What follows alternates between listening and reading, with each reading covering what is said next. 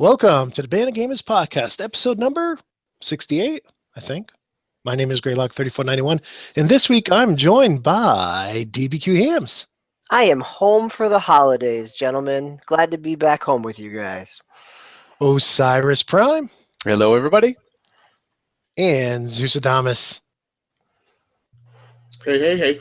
What's going on? Zeus, how do you pronounce, you have your other gamer tag up there. How do you pronounce that? Agasicles? Oh, Agasicles, yes. Agasicles. I'm going to call you Zeus. That's fine. Sorry. Hey, welcome back.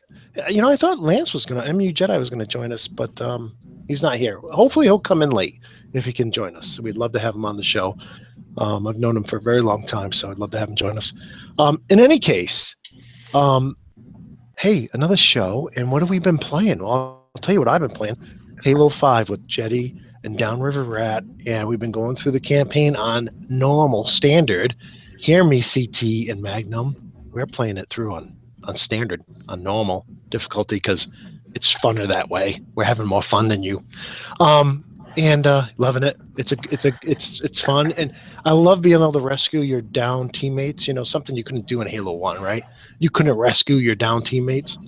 That's really cool, and it's a great looking game. The Clamper's a lot of fun. So, and those guys over at 343, they keep adding new stuff to it, right? You guys see all the new stuff they did to Forge recently? Yep. Amazing. Lots of good stuff. Man, it gets me excited for Halo 6 because they're putting so much love into this game, and all the updates are free and all that. So kudos to 343. I am a huge fan, and a huge fan of Bungie too. I can't wait for Destiny 2. And then Elite Dangerous. I was just telling my good friend Osiris Prime that he's missing out. The Tutumu community goal is almost over, and for one trip, you could make $1 million. Yeah, I know. I'm at 24 million. Go ahead. I know. You've been playing Skyrim. Yeah, I've been playing Skyrim. I knew it. As soon as you there's did Skyrim, you were gone. That's all right. He was Some gone. spaceshipper's guilt there. Yeah, I'll get back to it eventually. Oh man, and just having a great time with Jetty, my good friend Jetty down in Texas, and I've been playing a lot of that. And Ryder, apologies to you, Ryder. He was trying to get to us, and by the time he got to us to go fight the bad guys, we both had to leave, me and Jetty. So apologies, Ryder. And then Bullet, of course, who's always helpful. And you need to know anything about Elite Dangerous, Bullet has become like the encyclopedia. It really has. Oh, yeah. Also played some BF1. With Jetty and CTM. My second trip in was a lot better than my first trip in. We played the smaller map, and it was fun playing with friends. And some of the effects, like you get the fog or you get the water, it's like, I don't want this. It's like I didn't buy a high definition TV to have everything blurry, so there's a point where it's too realistic. It's not fun anymore. But no, I've been enjoying it. And then me and my bro Spiral played a little Division, so it was nice going back, and that's a fun game, especially the co-op on that. So yeah, crazy week, lots of gaming. I'm going to turn it over to Zeus. Man, Zeus, you get a list too. Yeah, my list is actually not as long as it usually is. I think I've played some games that just have really long titles. So, so I will say I guess the gaming week started mainly on the technical end. So I recently reinstalled Roxio NXT2, which is like the 2014 version of that CD DVD authoring burning suite. And then I also recently bought 5 to put on another workstation. So I don't know how much people are familiar with those. Back in the day, and kind of still, you used to always have one of those suites if you burned a lot of discs, and you pretty much either bought Roxio, what used to be called Easy CD Creator, or you would buy a Nero Burning ROM, which was a play on Burning Rome. And I guess Nero has since become like Nero Multimedia Suite or something. So I was running a couple of experiments. So number one, somebody had, I guess I felt like somebody had mocked me for using hardware to do my streams instead of using OBS, which is free. So I was like, okay, I did that for a reason. Last year, let me go back and take a look at OBS and see if it's improved.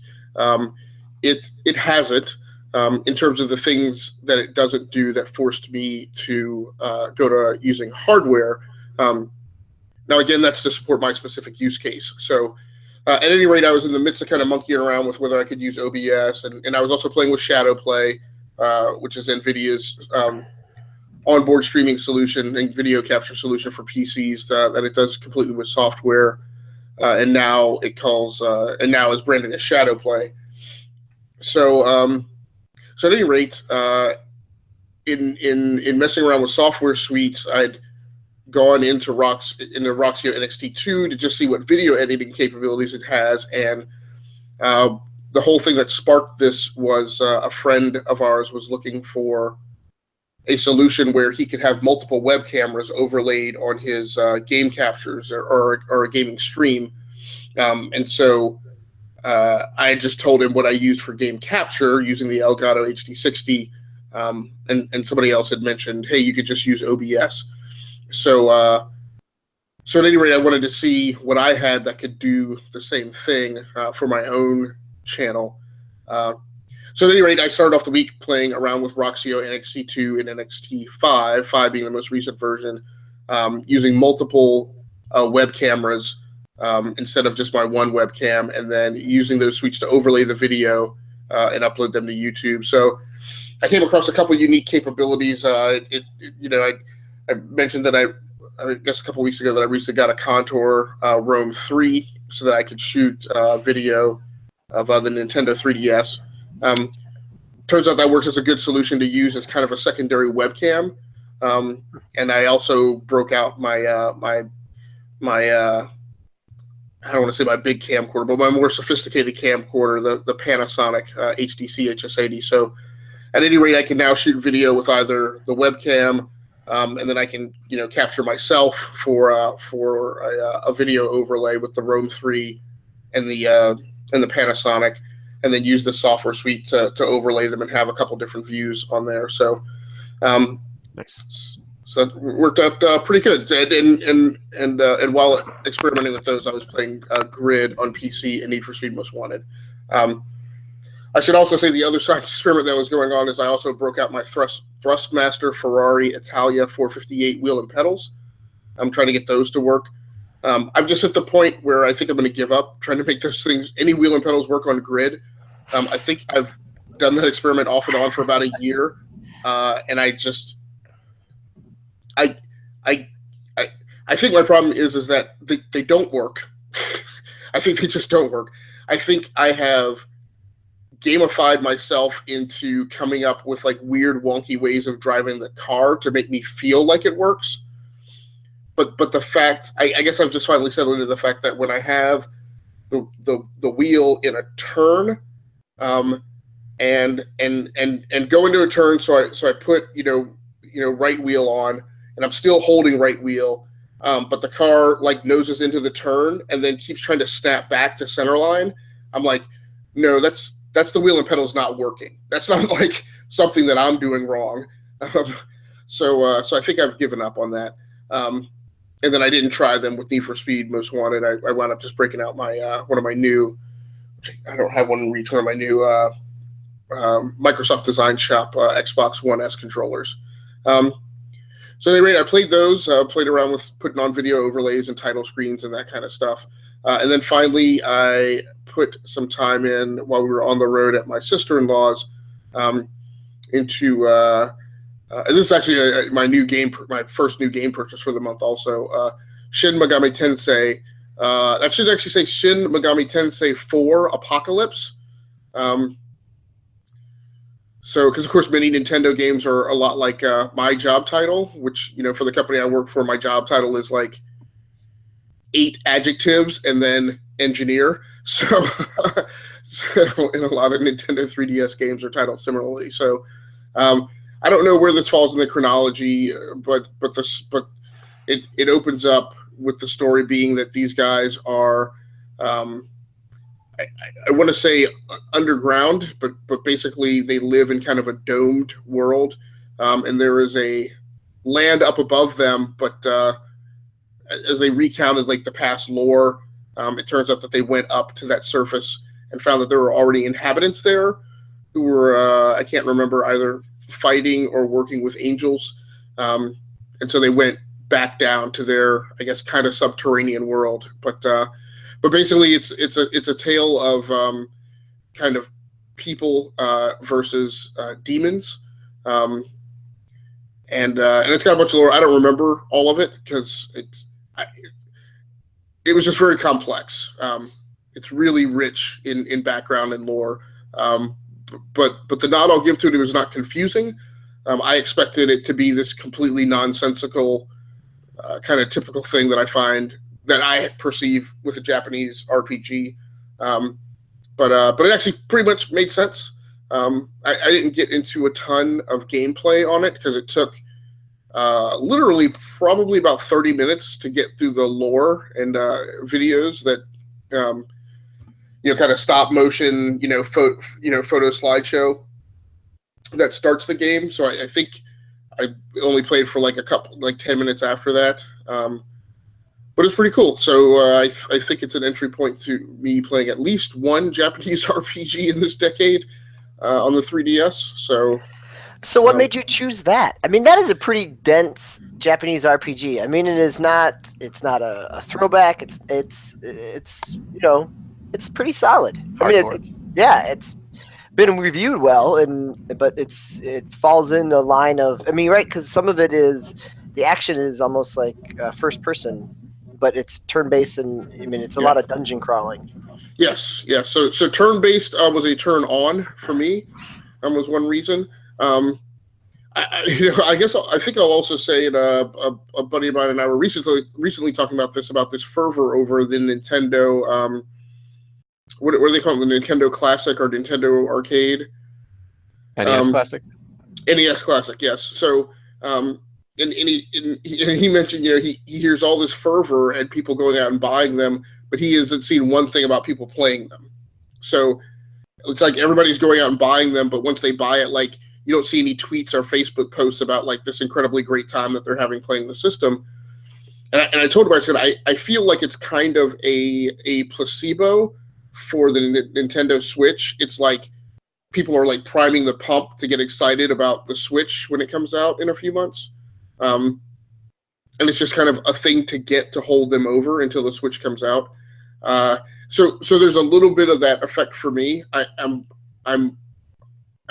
precogging, so to speak, becoming a Nintendo platform owner again, which I've only done once in my life.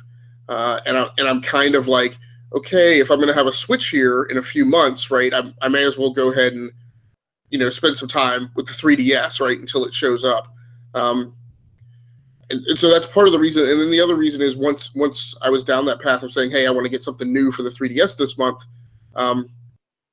Again, as I mentioned before, there's not enough that comes out on the 3DS continuously that, like with other platforms, if I say, okay, I'm going to buy a game this month, like I go to Metacritic and I look at like what has come out within the last 30 days, right?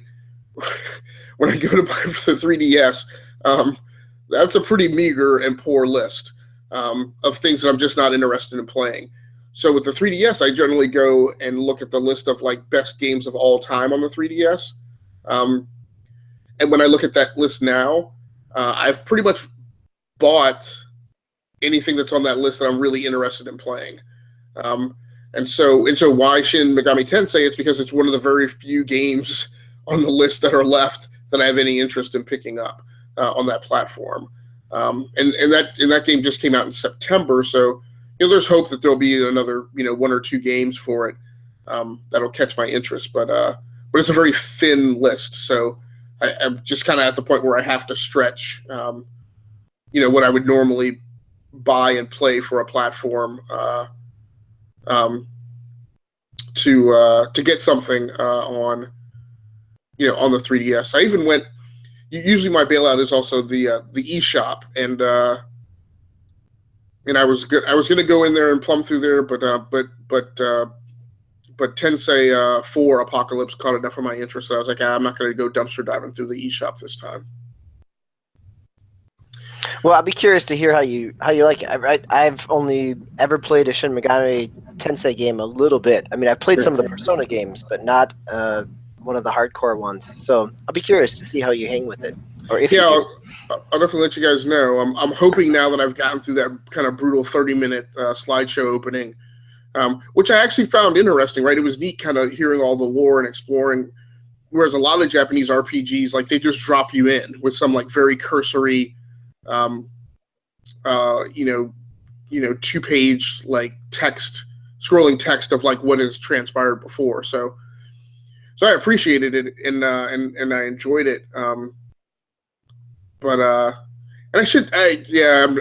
the gameplay is starting to come back to me now. I was really tired the night that I played, but it's very much like you're kind of staged in like a central operating area, and there's a lot of like word bubbles and stuff that go back and forth of the character dialogue, which is lengthy. And then they kind of pop you onto like a mission screen, and you like play the mission, and then you go back to that dialogue screen. So I was able to get through the first couple missions again. It wasn't. I mean, it was good that it's not like uber buried in like complete nerdism, and the game's somewhat accessible at least. So it's pretty cool. So Prime, what about you? What have you been playing? Well, other than my usual shooters that I'm kind of cycling through, once again, as Greg said earlier, I've been playing Skyrim, just going through that, just having some fun with that game. I usually kind of load up on my kind of miscellaneous quests on that game, and then I just kind of roll through them, and then or at least like half of them, and then I'll kind of jump back to like the main quest and kind of jump back and forth between those. So that's what I've been doing with that game. And then on the 3DS, speaking of 3DS, I've been playing obviously Pokemon Moon. I'm still playing that. Still on the first island. I've actually got to the first trial because I guess there's no gyms anymore. There's these trials that you kind of go through, which kind of replaces that section of the game. So I'm going to start doing that. I had to go run back and get my A team, I guess if you want to call it, that I've kind of pumped up, and so I'm going to go back and get them and go through the trials. I guess it's a little bit different. It's not just like fighting one person, I guess. It's like a bunch of different battles, I'm assuming. I don't know. Like I said, it's the first one. So, and then along with that, I jumping back into the Street Pass games on the 3DS. So like the what is it called? Fight Me or Me Fight, or something like that. Just kind of the basic ones that you got when you first bought the system. There's a whole bunch of games now, I guess, now that you can buy. There's like a free one that I picked up. I don't know if this was like a promotional thing. I picked up the Slot Car Racing, which is kind of cool. I like that. It's a really cool game. So I've been going through that. And then I jumped back into my backlog. I've been doing Call of Duty Advanced Warfare again. So I played like 3 or 4 missions this past weekend. I try to jump into that first when I'm gaming, when I get a chance to game, just so I can kind of get a few levels in. Hopefully I'll finish that up. It looks like I'm near the end. Hopefully finish that up within the next few weeks, next couple weeks or so. So that should be good. Are you enjoying it? Yeah, I actually like the myself. Have you done like the Space Combat? Yeah, like well, this is the Advanced Warfare. Advanced Warfare. I'm sorry, it's I an was older one. Infinite Warfare. I haven't jumped into the single player game yet in Infinite Warfare. It's just kind of a thing of mine. I have to finish one game in the series before I move on to the next. So even though they have nothing to do with anything with each other, but it's just kind of a pet peeve of mine. But yeah, actually, but the Advanced Warfare story so far, the campaign is actually pretty good. I like it, so it's interesting. And then that's pretty much it. I think I played a few games here and there, just like one round or so. I played. There's a Dead or Alive game on there that you can download for free, basically, and you get like one character, kind of like Killer Instinct. You download the whole game, but you only get one character, and you kind of just buy them along the way. That was kind of cool. I haven't played Dead or Alive for a while, so I think that was called, I can't remember now, first round, end round, final round, something like that. So I played a little bit of that, played a few matches. That was kind of cool. I haven't played any fighting games recently, so it's kind of nice. And that's pretty much it. DB, how about you? I see you got a couple of new games on there, and then an oldie, not an oldie, but an older game. Yeah, so I last time I was on, I was excited to have ordered Final Fantasy 15, tying in with JRPG RPGs and something that's not turn-based, and it sat on my shelf until this past Saturday because I couldn't get over the mental hurdle of the time investment of it, right? I mean, to sit down and just like Zeus is talking about, a half hour of slideshows for a portable game. I knew that this was going to be a time commitment, and so I sat down Saturday morning, pot of coffee, stereo on, Final Fantasy music playing through it. It's a beautiful soundtrack. Played through the tutorial, played the first chapter, played a little bit into the second chapter. Really enjoy it. The art style is what you would expect from a Tetsuno Nomura game in terms of there's lots of zippers and leather, but there's a lot of banter. The world itself is pretty alive, and so that's really nice. There's, as you're fighting, there's banter that's going on. There's a lot of characterization. The action, I'm really enjoying the combat, is where it almost has like a Fire Emblem or Pokemon type of rock, paper, scissors, where in the middle of a battle you can switch up between a broadsword and a regular sword, or spears, or or fire, or a spell effect, right? And so different enemies will take greater damage with some weapons and less damage with others, and so with the D-pad on the controller, you're actively changing in the middle of a battle, and so it makes the battles a whole lot more kind of engaging. They're real time, so there's a lot of movement around them, but at the same time, the camera is a little tricky, as we were talking about cameras the last time. There's a lot of babysitting of the camera as it follows you, the character, and so you're constantly kind of moving the camera to figure out who you're trying to attack or who's attacking you. So, Dan, I wonder who. I'm stumbling here. I just had somebody pop into my room. But the gameplay is, I went through the tutorial and it's been pretty good, and I'm stumbling. But it also is sitting on my shelf, and I'm probably going to sell it because I don't know when I have that much time to invest in playing, right? Like, it's a really enjoyable game. I completely like what it's doing and am enjoying it, but at the same time, what I'm realizing is I don't have the time to sit down and invest in, playing it to the completion or playing it at large chunks of time. So what system did you buy this for again? I'm sorry. So I bought it for Xbox. So Xbox, PlayStation 4, it's out for both. It plays the same graphically. There's a little bit of a difference. It does have a PS4 Pro patch. There were some problems with it from what I know of. But in terms of gameplay-wise, I think they're pretty much the same. Prime, you had a question on gameplay? Yeah, I was just going to ask you when you said you were kind of switching back between like the sword play and magic and stuff like that. Is there any kind of pause when you're doing that, or is it just kind of like right away? Pretty much, you can like hit a sword and then do your magic right away. So there's no pause in the menu system. You can set it up so that there can be like a little delay when you're trying to analyze a character.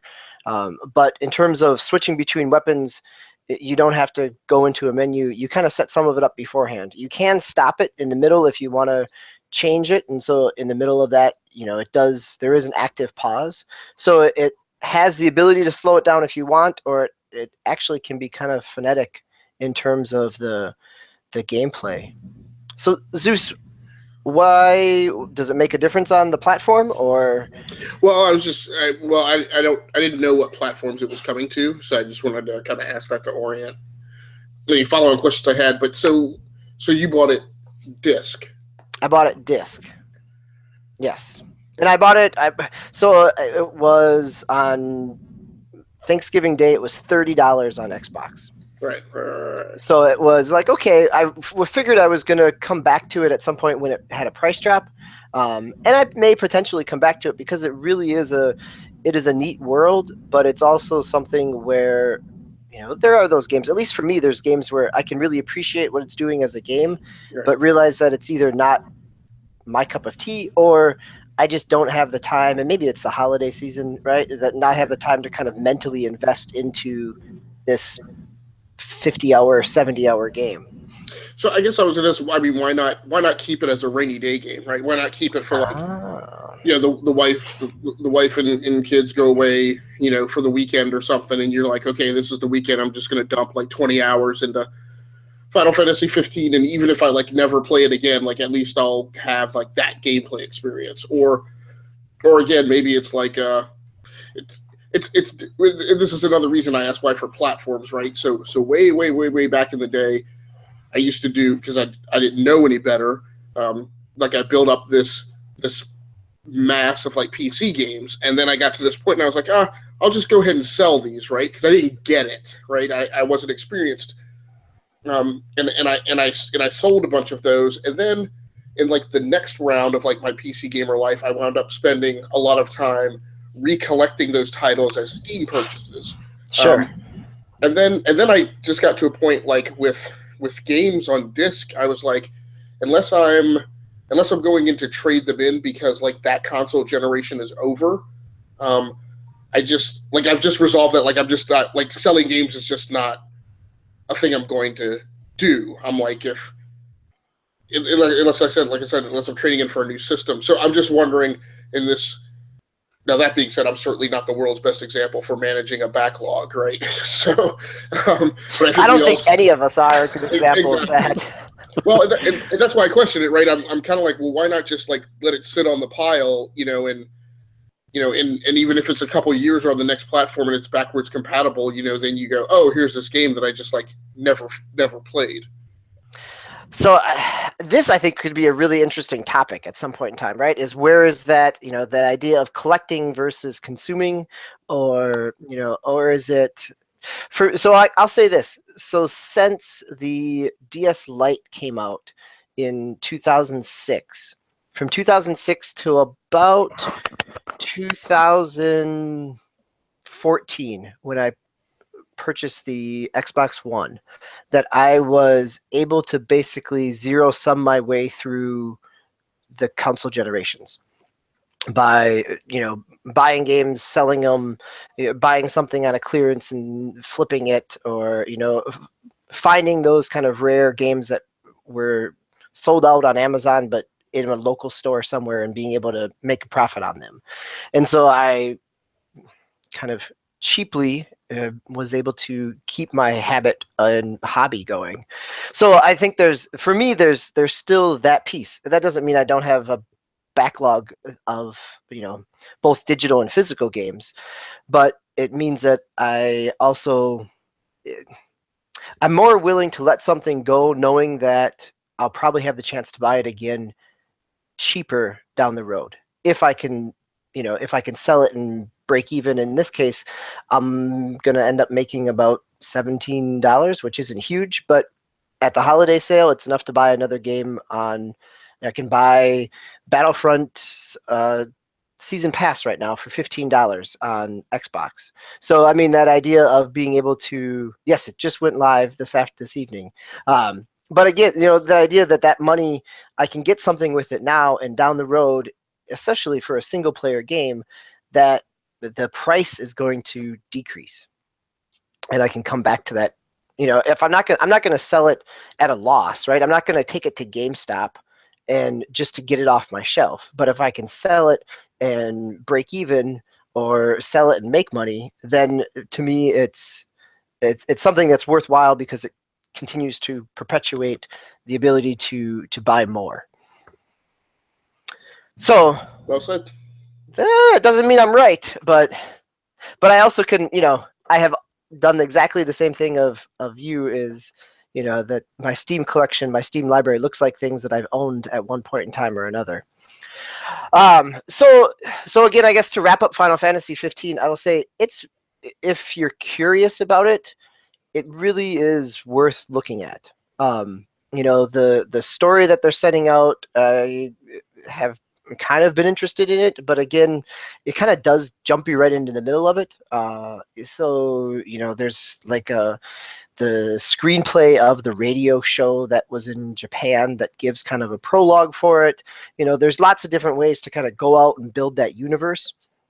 There's the Kingsglaive movie. There's a YouTube series that talks about these people. So for people who want to kind of delve into that universe, that option is out there.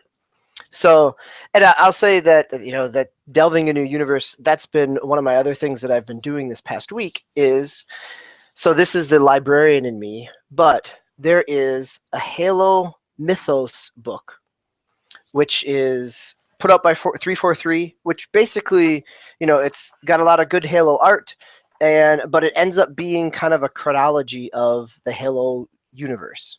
So it's not super thick, 200 pages or so, good art design, but it kind of goes through all the way back to, back to the Forerunners and, stuff that's happened in the novel series and stretches out past the 5th game and kind of does a pretty good job with the plot of the 5th game, which the game itself may not necessarily do.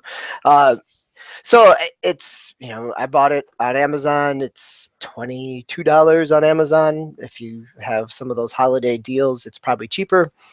But what it got me back into is Halo 5, right? As Gray's talking about it with the single player, I've gone in and have been playing a lot of multiplayer. And what I'm enjoying about that multiplayer is kind of the even keel that everybody starts off on, right? I've been playing last couple of weeks. I've been playing a lot of Titanfall 2, kind of enjoying that. But the longer I go into it, the steeper that skill wall is, and so my time to death is a whole lot faster as more people have time to spend with it than I do.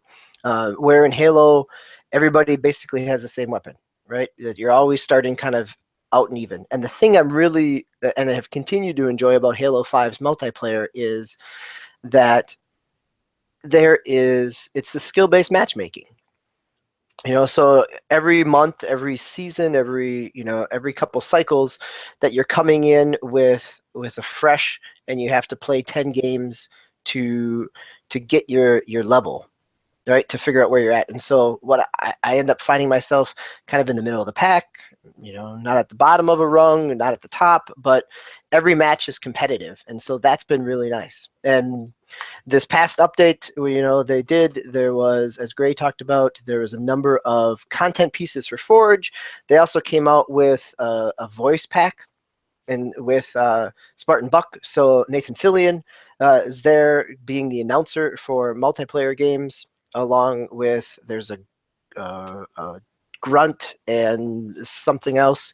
But for $10, I purchased it as a kind of, for a year worth of free content from 343. It's a small price to pay for all that's been put out for there. And it's been fun to kind of have Nathan Fillion kind of wisecracking throughout your multiplayer match. So I've enjoyed that. But the thing, just Halo 5 has been really solid, right? Whether you're coming back into it like Gray has with the single player or multiplayer, there's a lot of content there. The last thing I picked up, and my son and I, my middle school son, were really excited to play, was Ubisoft's Steep. And so this is the snowboarder extreme winter sports game. You're dropped on the top of a mountain. You have a paraglider. You have a wingsuit. You have skis and a snowboard. The graphics are really, really beautiful, right? I mean, it falls into that Ubisoft type of open world, Assassin's Creed, Division. There's different points on the mountain and that you can kind of be dropped off at for different runs. You can explore, open up different little narrative pieces as you find little areas on the mountainside. There's a lot that is there. But I don't know that it's a full price $60 game, right? Getting right back to my dollar value, my son and I were like, it's kind of fun, but it'll go on a discount, and if you had some friends to play with, right, you can group up and all take the race down the mountain at the same time, or in a Forza type of way, you can try to compete for people's, who's got the best run. So there's lots of pieces there. The one thing that I will say that is kind of a disappointment about it, we've talked about this in different ways in the past. My son was super excited for it, right? He's a sixth grader. The idea of snowboarding and video games, he's the one that when he bought a PlayStation back for his birthday, played Cool Borders 2. This game is always online. And it's a Ubisoft game where you have to have a Ubisoft club, and as a minor, he couldn't register for it for himself. And so he got home, tried to play it. It was already installed, couldn't create an account, right? And so it's that idea of a game. It's a T-rated game. It's not even like there's an age bracket there. But because of needing to be always connected and having an Ubisoft account, it was something that he couldn't do himself. And so that was kind of a disappointment there. What it did end up making us do is go back into the EA Vault and the backwards compatibility and pick up SSX, which was free for sometime last year on Games with Gold, and it's in the EA Access Vault. And so we've been playing that to get our winter extreme sports fix. So there's my long catch up. But I will turn it back over to you, Gray, as we segue out of what we're playing. Well, thank you. And let me put my Scarab here in park. And yeah, so that's great. I mean, everybody's quite busy, and it's not surprising with all the great deals and throw in the holidays, right? All the getting together with family and Thanksgiving and Christmas and all that. So with all that said, I want to jump into the news, and I really only have one news story, and that's that the Xbox One S and PS4 Slim are both on sale again for $250. Now there were some deals where they were as low as $212. I think that was Cyber Monday, but $250 is still a good deal for both consoles. That said, the Slim doesn't have Ultra HD Blu-ray support, but it does have more teraflops, right? It's going to give you by and far most of the games on the PS4 are going to be at a higher resolution. Not that I can notice that, but I know some people can. And so I kind of think they're going to win out on the sales deal. Now, Xbox had 4 months in a row of the sales lead, but they lost November, and I'm thinking they may lose December too, because if the PS4 and the Xbox One are the same price, the PS4 is just a more powerful system. I think where Xbox was getting a lot of their sales were that they were less expensive than the PS4, and a lot of people already had PS4s. So as much as I want to see the Xbox One because I'm an Xbox fan, I think the Slim is it's hard not to go with that option. Now, me as an avid gamer, somebody who's gaming is my hobby, I'm looking for PS4 Pro deals, and I don't see any, which makes sense, right? It just came out, right? But at this point, why would I buy a Slim? I mean, the general consumer, yes, get the Slim, but I'm trying to think future-proof, right? Future-proof. I would want a Pro at this point, and those there's not a lot of deals on those like there are in the Slim. So I mean, you're looking at $250 versus $400. That's a huge delta. But that said, go ahead. Somebody have something? Yeah, so I'm gonna, if you don't mind, Gray, I'm gonna go ahead and segue into one of the news stories I posted because it's adjacent. One of the news stories I pulled was posted on Game Insider, and is this discussion of the fact that the PS4 was back on top of November in the U.S. And they think that that's mainly attributed to PS4 Pro boosting the sales. But my question for you, Gray, is so they reported that they just crested 50 million owners. But back, I want to say it was like in February that was the first report that we had of with numbers showing that like the PS4 was just kind of running away with the whole market. At that point, Xbox was at like 24 million, and PS4 was at like 43 million. So they've only increased, their ownership by about 7 to 10 million units in the span of a fairly lengthy period of time. February-ish, or let's call it early spring, right? Because the Xbox started winning those months kind of in the summer, as they slash prices in preps for the 1S to come out, pretty much in the lead up and then aftermath of the E3 announcements. So yeah, the PS4 is back on top, but the big draw is the PS4 Pro and the VR headset, and I feel like we're going to see the greatest uptake based on those parameters, like now, and so I feel like that's going to burn hot for maybe a couple months of the holiday season, but then it's going to taper. So I guess my question is sure, maybe the PS4 is going to pick back up and win some of those months, but do you think the PS4 is kind of at that point of law of diminishing returns, right, where we're just going to see? I mean, this was kind of the flip over point, right, between the PS3 and the Xbox One, right, where the lagging console suddenly kind of took off and accelerated, and the incumbent just kind of really held position and sold like basically the same number of units month after month after month for the remainder of the life cycle. Yeah, I mean, very, very possibly could be how it goes. I mean, it'll be very interesting to see what happens in the next couple of months. Our avid gamers going to go trade in their original PS4s for a Pro. And will that happen as the this year the 4K TVs have just dropped dramatically, and there's a whole new batch coming out with more and better features. So it's hard to tell, and then how does the Switch play in that? Because that's going to draw a lot of attention. That's going to take a lot of oxygen out of the room. It's going to be the new thing. And then you get this, the Scorpio. When is that going to come out around Thanksgiving? Is that going to come up? How far ahead is the marketing going to be on that? Like with the PS4 Pro, I'm sure some of the marketing on that kind of slowed down the PS4 sales, and that may have helped Xbox take over some of the sales because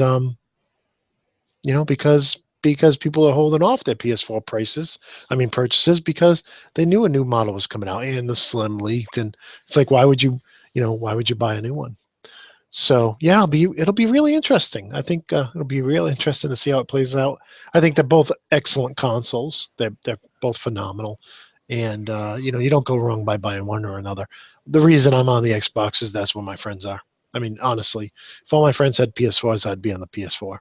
But that said, I mean, they're both excellent. And whenever they have those online comparisons between the graphics, I struggle to see the difference. And I know there are some people with really great eyesight who can tell all the differences. But this is a hobby. This isn't a job. So as long as you're having fun, you have a great console. Zeus, you got any other stories while you're up? Yeah, I'll just quickly flip that. Then also, and I'm wondering if any of us watched this, but so apparently Reggie Fils-Aimé was on the Tonight Show late last week doing a live demo of the Nintendo Switch with host Jimmy Fallon. So I heard a little bit about this. I didn't realize it was Reggie who was actually on there, but I did not watch it. But I feel like that's good, right? That should increase the confidence that this thing is on track. It was a good presentation. Yeah, I watched it the next morning with my sons. I called them down before school, and we knew that Reggie was going to be on the Tonight Show, and so it was on Hulu or on YouTube. And they did the Super Mario Run, and then did the first real kind of live demo of the Switch in terms of switching between playing it up on the screen and transferring to the unit itself. And there was a little bit of downtime in the switchover, and whether or not that's built in or it was part of the TV presentation of it. But the frame rate looked pretty solid on The Legend of Zelda. You know, it didn't hitch. You know, I guess one of the questions is going to be, you know, as it's hooked up to power versus not hooked up to power, is it going to hit, you know, is it going to have some type of downgrade like a laptop might, and how that's going to affect it? You know, are they going to do certain things that way? The size-wise, it looked about like a little bigger than a Wii U gamepad, and certainly a whole lot thinner. So yeah, I don't know what the traffic is on the YouTube, you know, on those views, but it certainly seems like it was a good kind of mainstream way for Nintendo to get that out there.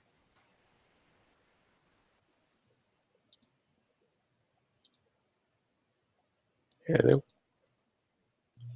Jimmy, thoughts on a Prime? You're a big Nintendo guy.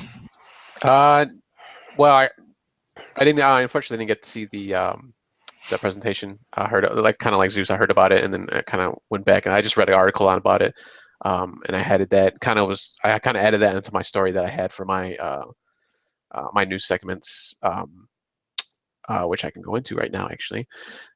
So the IGN was just kind of fine-tooth combing, going over the footage, excuse me, and just kind of showing the controller, you know, what they showed, what we really haven't seen from the trailer, the announcement trailer. Just kind of like this, they had a sync button and the power button, and there's actually the release. There's a button on the back of one of the Joy-Cons, you know, to release it from the actual the main base screen.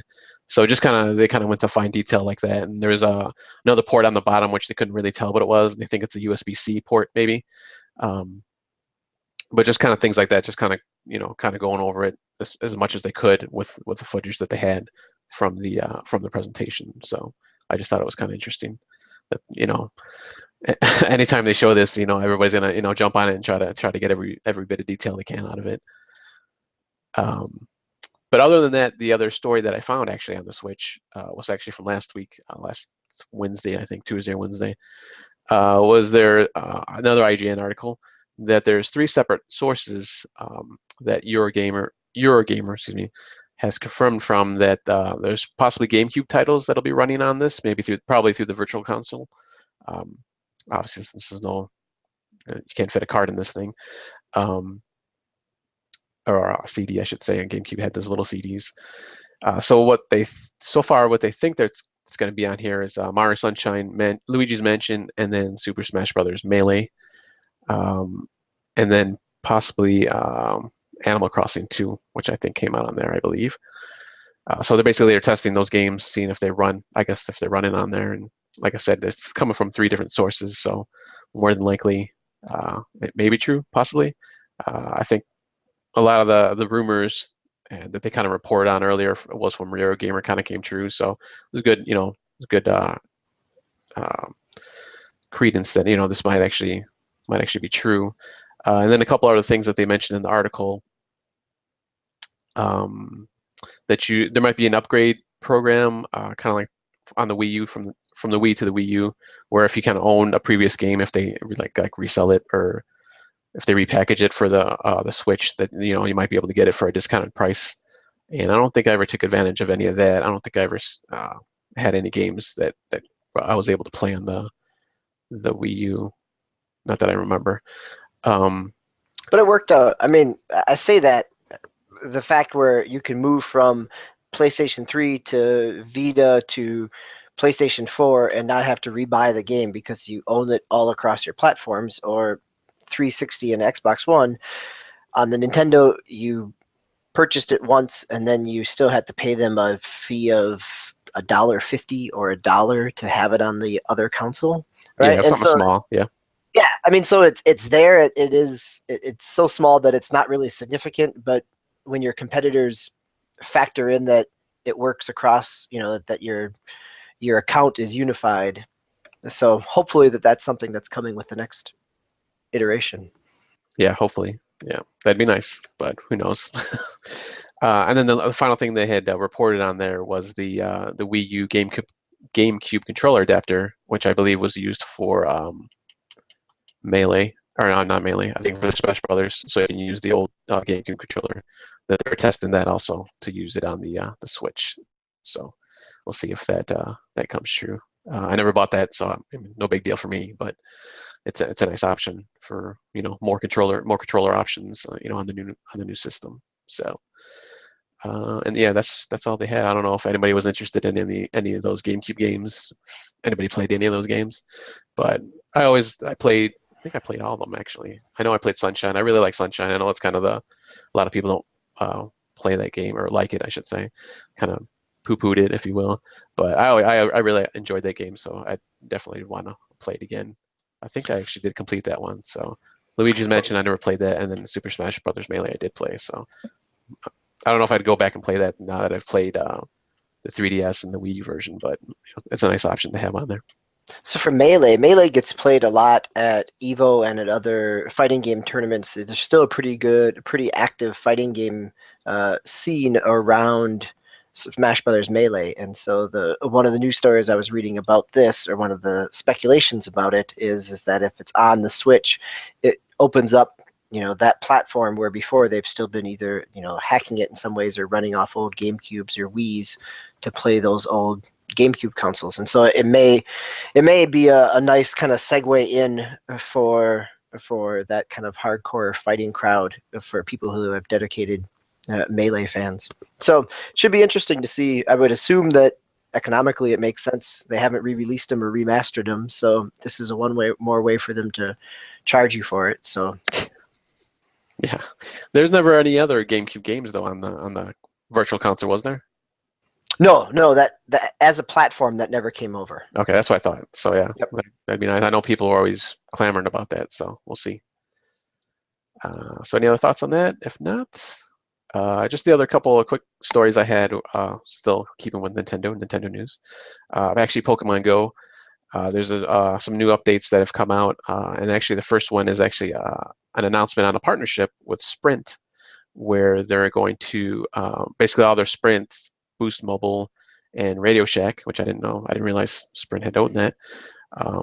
All the stores, or most of the stores, are going to become Pokestops and gyms, and they didn't really mention in the press release or in the article, how they're going to determine that, but they'll be turned into Pokestops and gyms that you can fight or gather your Pokeballs and potions and stuff like that.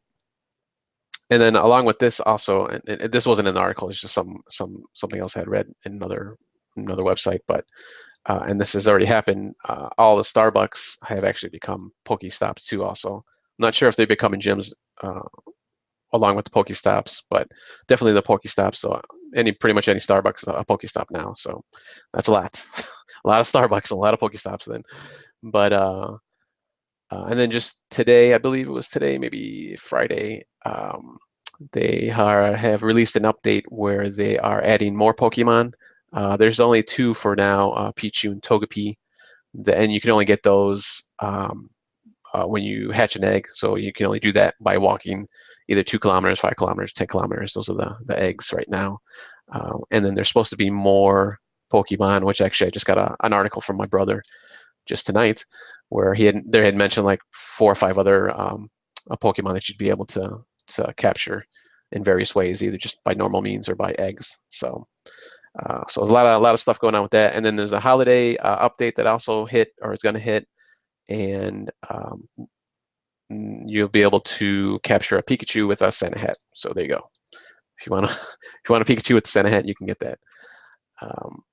So other than that, that was all I had. Just since you brought it up, sure. So has anybody heard anything about anything Destiny is going to do for the holidays? Or are familiar with what they did last year? I think DB has something. Did you say Destiny? Oh, yes. No. So they announced we haven't talked about that at all. I wasn't on last week, so I don't know if you guys talked about PlayStation Experience or any of the things that were announced there. This is we'll go from our Nintendo fanboy to our PlayStation fanboy, and there's. I'm going to settle down now. So really what they announced was more than what they announced last year. Last year for the winter event, they had, a few masks and holiday types of MMO types of quests that don't really get you anything except give you a reason to go from vendor to vendor. But what they did add last year was Sparrow Racing League, where you had 2 different maps. You had one on Venus and one on Mars, I think, where you had 6. It was a 6-player. Basically racing on your little sparrows, your motorbikes in Destiny, through courses. This year they're adding 2 more courses, so there's going to be 4 courses for Sparrow Racing League. The book that you had to buy last year, which would keep track of all your quests, which was a microtransaction book for $10, is free this year. And so you don't have to buy anything. They're doing a number of other quality of life updates that are coming. If you're level 40 and you pick up a green engram, it automatically decrypts to parts, whether it's weapon parts or armor, elements, right? So you don't have to continue to fill up your inventory and break that down. They're adding they're doing scoring to the strike playlist, so you can go back into strikes. They've Siva'd some of the strikes up, which is the new DLC from the fall, and so a couple of the old strikes that hadn't got updates are going to get new updates with some Siva stuff, and then they're going to do some kind of scoring. I'm not exactly sure. It's going to be similar to the House of Judgment stuff, where the Prisoner of Elders came back, and you had, both based on time and kills and things like that, that you'll have kind of weekly scoring rounds. And so there were a couple different upgrades there. There's going to be Icebreaker, the gun from year 1, which the ammo automatically fills back up, is coming back with a new version. So there we go, Gray. Yep. So they're actually, for a free update, it's not a bad update. So that is the Destiny Minute. And one more piece of news, as we are kind of have a lot to talk about, or we just have a lot to say and are rambling on. But one other piece that I just saw today on my news is that coming up on December 15th, Call of Duty, Activision Call of Duty Infinite Warfare is going to have a free event where you can play the first 2 levels of, you can play all 3 modes. You can play the first 2 levels of the single player, you can play multiplayer, and you can play some rounds of the 80s zombies. So help me out. I don't remember Call of Duty ever being in a place where this. So they've had some free multiplayer weekends. I know they've done that on Steam every once in a while, but it's only been multiplayer. I'm wondering if this, last week there are a number of stories about the hardware, the physical sales of the software being down almost 50%, digital sales being up about 15%, but still being down 35% overall year over year. And so maybe this is a response to that. Do you guys remember Call of Duty ever holding an event like this as a trying to drum up interest? No, No, they've never. not with. I mean, two levels of the SP. I mean, I haven't heard of that. Never. I mean, other games have done it, but not Call of Duty. Yeah, they've never done that before. So I'm assuming their sales are just lower than expected. So even though it's been getting pretty good reviews, at least for the single player and the multiplayer, obviously it's usually pretty solid. I kind of fell off on it, so as I mentioned in these past couple episodes, but I guess maybe that's going on the downward spiral right now. Finally. Finally. Not that I don't want it. Not that I wanted to, but I do think the original Call of Duty that was back in the day of game discs, and I do think it had like the first 3 levels as a demo on a game disc. I remember seeing it somewhere in one of my stacks. So, but yeah, not in modern times, no way. Not even on the 360. I never remember seeing single player. And I heard the single player is supposed to be great. So yeah, it's supposed to be pretty good. So yeah, it'll be interesting. I'll be, this is the business side of it. I'll be really interested to see what Activision's, quarterly report looks like. If Call of Duty's down, if Skylanders is rumored to be canceled, that their year-over-year sales are down as well, and that's been on a decrease. And so those were 2 big money makers on Activision's end. Hey, I got a question. Yeah. Before we totally leave Destiny, when was that update coming out? So that is coming out tomorrow, because tomorrow is another day. Is it really Yes, coming out tomorrow? it's Because I've been coming out waiting for tomorrow. the icebreaker for like ever. December 13th is the holiday, the winter update. Yes. Nice. So can I throw my Destiny news in here? I know that's kind of Yes, odd for me, please. but Please do. you were mentioning Skylanders, and that just reminded me that I believe the people who make that are going to start working on Destiny, if I read Yes. correctly. Vicarious Yes. Visions, and this Yes. was rumored back in the summer. I remember reading it, but yeah, Vicarious Visions, who's done, they did Swap Force, they did Superchargers. Vicarious Visions goes back for a while and has been an in-house shop at Activision, doing Guitar Hero stuff, even some Tony Hawk at some point in time there. So yeah, what they're going to be doing, I'm not sure. Yeah, that was my next question. Do you think it's more like multiplayer stuff, maybe? Could be. It could be. There's some speculation that it could be to help PC port, because they've done other work on PCs in terms of builds for that. So I mean, that would be a whole nother. This is where something that the Division did really well is it launched on all 3 platforms at one point in time. Any So little Destiny figures, maybe that they'll bring out? Make yeah, your I own don't know. Destiny figure, Yeah, 3D print them. Yeah. So yeah, what happens there will be interesting. So yeah, there's a couple other updates that are coming out this week as well, right? There's a new Battlefield map, Battlefield 1 map that comes out tomorrow, Yep, at least for season pass people, and it comes out next week for everybody, but it's another free map there as well. Yep. So lots of kind of building things up for the holidays so that things are ready. So the Star Wars Battlefront Rogue One DLC came out last week. Lots of bits and pieces. Yeah, I got a lot of good reviews. People said it was great in VR, the VR level. A lot of great reviews. Yeah, we haven't talked about VR in a while, but even the what do they call the controllers for the Oculus? Those get great reviews as well. Touch, I think. The Touch. Yeah, the Oculus Touch. Yeah. So and even the PSVR got great reviews. So we'll see. Guys, I'm thinking maybe next week. We're already at the 60-minute mark. I'm thinking maybe next week we're going to dispense with our normal, hey, what we've been playing and what's in the news, and maybe just go into like the end of year roundup. Like I know IGN's been doing stories about this. The year in the review for Xbox One or PS4. I think maybe we'll try those 2 next week. What do you guys think? Sounds good.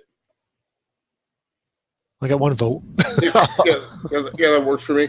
Sounds good. Okay, let's do. No, that sounds good, right? I mean, we could always talk about what we're playing, but a good year-end roundup and just jump right into that would be great. So Yeah, all right. So let's go around the room here as we wrap up, and I'm going to start with the Zeus because he hasn't been on in a couple of minutes here, and just get your final wrap ups. Anything else you want to add? No. Just looking forward to playing some games over the holidays. Awesome. All right. How about you, Prime?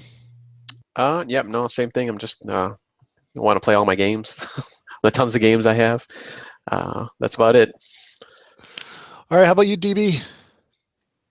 Final I words? guess I'll just say that there are a lot of old games that still have a lot of good content to them, right? You talked about coming back to Halo. The Division had their updates. They've had another update since the big fall one. Rainbow Six Siege has continued to have pieces there.